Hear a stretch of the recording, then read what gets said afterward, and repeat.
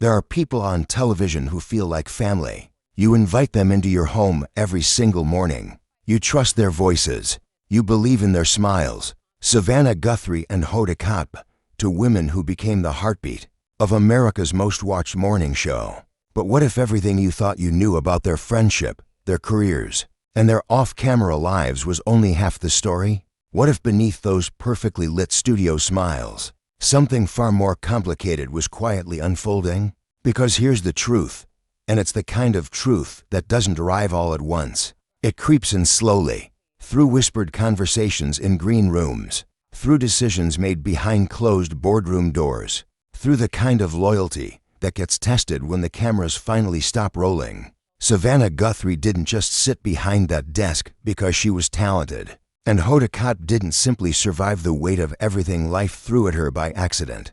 These two women carried stories that most people never got to see. Stories of grief, reinvention, professional betrayal, unexpected joy, and a bond tested in ways the public never fully understood. So today, we're pulling back the curtain, not to tear anyone down, but to finally tell the full story, the real story of two extraordinary women who gave America their very best, even on the days when their best was almost impossible to find. Stay with us, because what you're about to discover will genuinely surprise you. Picture a Tuesday morning in New York City, the kind of morning that feels both ordinary and electric all at once. The city is already alive, coffee cups steaming in cold hands, taxis cutting through yellow-lit streets, millions of people beginning their routines. And somewhere inside Rockefeller Plaza, deep within the iconic Studio 1A, two women are quietly preparing to walk out onto one of the most watched stages in American television. Savannah Guthrie steps into the studio with a quiet confidence she's spent decades earning. There's something about the way she moves, measured, purposeful, warm. She's not performing readiness. She simply is ready. But there was a time, not so long ago, when readiness felt like the most impossible thing in the world to her. And then there's Hoda Kotb, with a laugh that seems to arrive before she does, lighting up every room, simply by existing inside it. Her energy is infectious in the truest sense. It spreads without effort, without strategy. But Hoda, too, carries a story layered with far more complexity than any morning show segment could ever fully capture. These two women, side by side on that famous couch, represent something that reaches far beyond television. They represent resilience dressed in television-ready blazers. They represent the kind of friendship that forms not in spite of hardship, but directly because of it. And they represent the very specific, deeply human experience of being seen by millions, while still fighting privately to truly be understood. Savannah Guthrie was born on December 27, 1971, in Melbourne, Australia, a detail that surprises even her most devoted longtime fans. She grew up in Tucson, Arizona, in a household shaped by faith, discipline, and an extraordinary love of learning. From an early age, Savannah was the kind of person who asked questions, not to seem smart, but because she genuinely, desperately needed to know the answers. That hunger drove her to the University of Arizona, then onward to Georgetown Law School, where she earned her law degree. She became a practicing attorney long before television ever entered the picture. Think about that for a moment. Savannah Guthrie, the woman you watch anchor the Today Show every single morning, was once preparing legal briefs, not broadcast scripts. She wasn't someone who dreamed of the camera. She was someone the camera eventually found, because her mind was simply too sharp, her curiosity too vast, to stay contained inside a courtroom. And Hoda Kotb, born in Norman, Oklahoma, raised in a family of Egyptian immigrants who brought with them a culture of warmth, closeness, and an unbreakable belief in the possibility of better. She was always destined for life, in front of a microphone, not because of glamour, but because of connection. Hoda has always understood, instinctively and deeply, how to make a complete stranger feel like the most important person in the room. Two completely different women, two completely different roads, and yet, here they are together. But how they truly got there, and what it cost them along the way, is the story that finally deserves to be told in full. For years, Savannah Guthrie operated quietly in the background of the national conversation. She was a fixture at NBC, certainly, but she was still climbing, still proving herself, still navigating that in-between space every ambitious professional knows intimately. That narrow, pressurized space between being good and being trusted with the biggest seat in the room. She joined the Today Show as a co-anchor in 2012, stepping into a role alongside Matt Lauer that would define the entire next chapter of her career. And while the public welcomed her warmly, what they never saw was the internal pressure that came with that position every single day. Morning television is not a forgiving format. It demands perfection in real time, without hesitation, without a safety net, without a second take, and Savannah delivered brilliantly. Her legal background gave her an edge that very few television hosts have ever possessed. She could break down complexity with surgical clarity, ask the question no one else thought to ask, and hold the most powerful people in the world accountable without ever once losing her composure.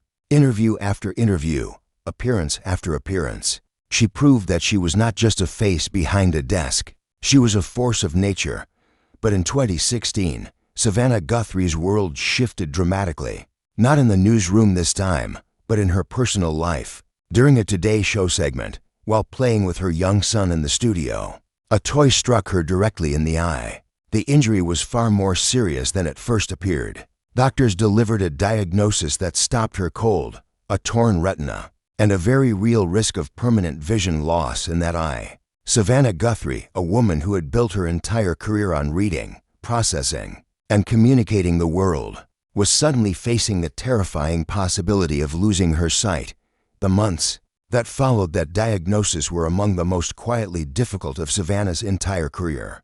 She underwent surgery. She managed the physical recovery while still showing up to work every day, still anchoring, still smiling warmly for the cameras, even as she navigated the terrifying private uncertainty of whether her vision would ever fully return. What makes this chapter so remarkable is not simply the injury itself.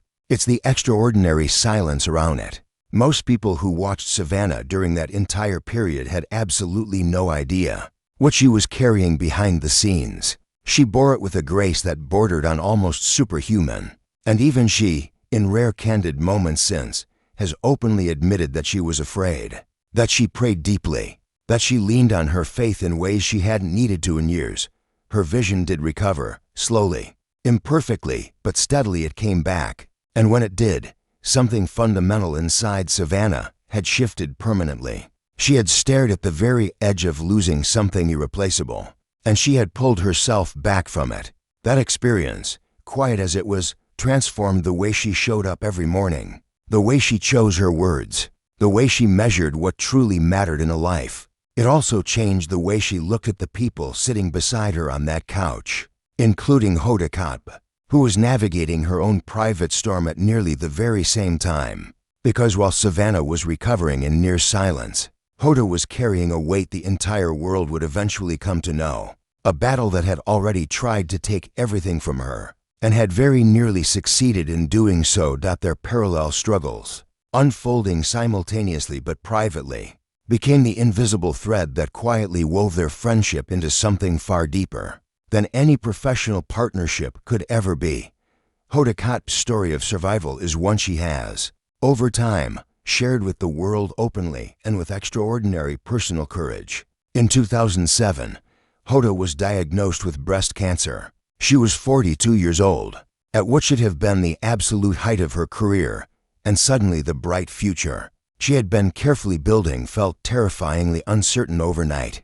She underwent a mastectomy. She endured chemotherapy. She did all of it with a characteristic, almost disarming determination that people who know Hoda personally describe as one of the most remarkable things they've ever witnessed, because even in her darkest, most exhausting moments, she somehow still found ways to reach toward the light. Not manufactured light, not a performance of strength, genuine, hard-won, deeply personal light that no camera crew could have scripted. What the public saw in the aftermath was a woman who came back to television and spoke about her cancer with openness, with humor, and with a kind of radical vulnerability that was, at the time, genuinely rare in morning television. What they didn't fully see, what the cameras never captured, was the private cost of that openness, the sheer exhaustion of being a symbol of strength on the days when all you truly want is quiet permission to fall completely apart. Hoda has spoken in interviews about the profound way cancer changed her relationship with time itself. She stopped treating the future like a guarantee. She began treating each single day like a deliberate, conscious choice, a decision to show up fully, without reservation, without holding anything back. That shift in perspective, born directly from her confrontation with mortality, became the philosophical foundation of absolutely everything she would go on to build, including, eventually, the family she had always quietly dreamed of, but had once been told she might never have. Because even after surviving cancer with her spirit fully intact, Hoda still faced another profound and private heartbreak waiting for her. The treatment had significantly affected her fertility. The conventional path to motherhood, the one she had quietly imagined for herself across so many years, had been complicated, perhaps permanently altered, by the very same treatment that had saved her life. For a woman who had spent years building human connections on screen, who had made an entire career out of celebrating the small, beautiful moments that bond us all together as people, the real prospect of never having a family of her own was a grief that ran very deep inside her. But Hoda Kotb absolutely refused to let that grief write her final chapter. Instead, she made a choice, a bold, brave, life-changing choice that would redefine joy for her in ways she truly could not have anticipated. In 2017, at the age of 52, Hoda adopted her first daughter, Haley Joy. The announcement arrived with a photograph that immediately became iconic. Hoda, radiant and visibly overwhelmed with love, holding this tiny, perfect child who had already, in an instant, changed absolutely everything. 2 years later, she chose to open her heart again. Her second daughter, Hope Catherine, arrived in 2019, and Hoda's joy, already the kind that made people stop and catch their breath, somehow, impossibly, doubled. What this chapter of her life reveals is something profound and universal about the human capacity for reinvention. Hoda didn't receive the life she had carefully planned. She received something harder first, and then, eventually, she received something even better, not because the universe simply decided to be generous, but because she never, ever stopped believing that life could still beautifully surprise her. That belief, tenacious, personal, and utterly unshakable, is precisely what makes Hoda Kotb so much more than a television personality. But now we need to talk about the moment that absolutely no one saw coming. The moment that shifted the entire landscape of the Today Show overnight and sent shockwaves rippling through the television industry that are honestly still being felt today. In November 2017, Matt Lauer, Savannah's longtime co-anchor, the man who had shared that famous desk with her for years, was fired. Abruptly, decisively, in the cold pre-dawn hours of a Wednesday morning, NBC released a stark statement confirming that Lauer had been terminated, following a formal complaint of inappropriate sexual behavior in the workplace. It was, by any honest measure, a seismic and deeply unsettling event in morning television history. And Savannah Guthrie found out, along with the rest of the watching country, just minutes before she had to sit down in front of those cameras and report it live to millions of people. Let that land for just a moment. Savannah Guthrie, a trained attorney, a seasoned and battle-tested journalist, a woman who had spent her entire career rigorously preparing for the unexpected, was given almost no time at all to process one of the most personally and professionally disorienting moments of her entire life. She had to absorb it in real time, and then speak about it clearly, honestly, and compassionately to millions of people who were watching her face. For every single micro-expression, the moment she delivered that news, visibly shaken, her voice tight with raw emotion, visibly fighting to hold the composure her professionalism demanded of her, became one of the most deeply talked about moments in morning television history. Because it was real, undeniably, uncomfortably, and beautifully real in every sense.